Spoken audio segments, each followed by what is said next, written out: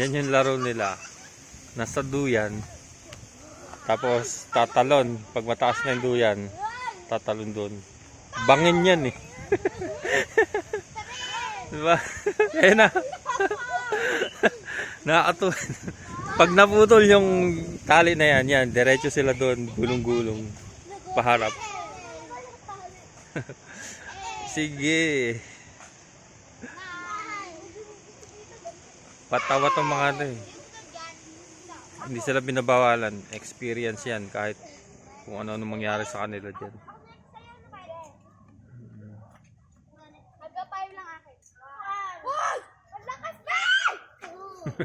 Ang ganda ng playground nila. Ang lawak.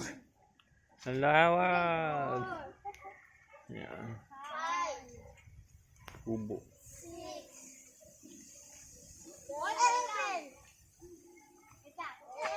Yan, tatalon yan. Wala silang takot. Ayan yun.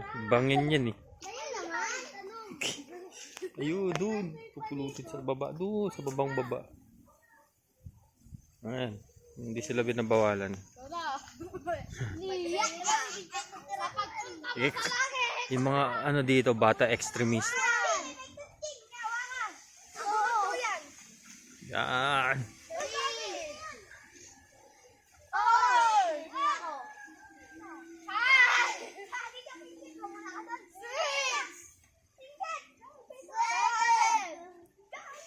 Yun o, yung muyug-yug yung puno. Yan na.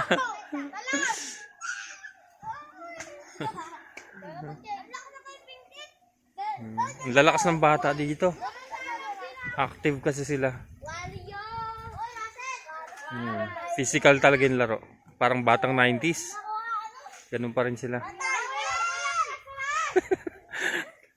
Dapat na, yung mga bata nun tayo. Ganyan tayo magduyan eh.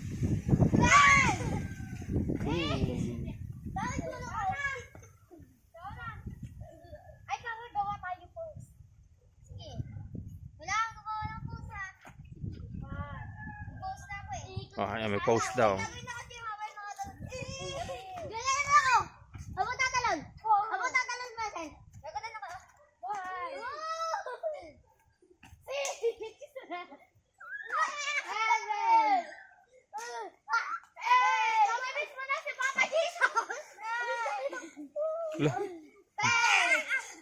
Ilang araw, pag naputol yan, may pupulutin.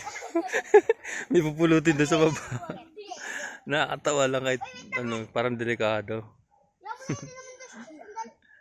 Sigma boy, Sigma boy. Yung pamangkin ko na yan, si Princess, yan, pinaka-extremist sa kanila. Yan, laro nila. Saya nila, no? Masaya dito eh, mga bata. Yan. Yung paligid, ganda.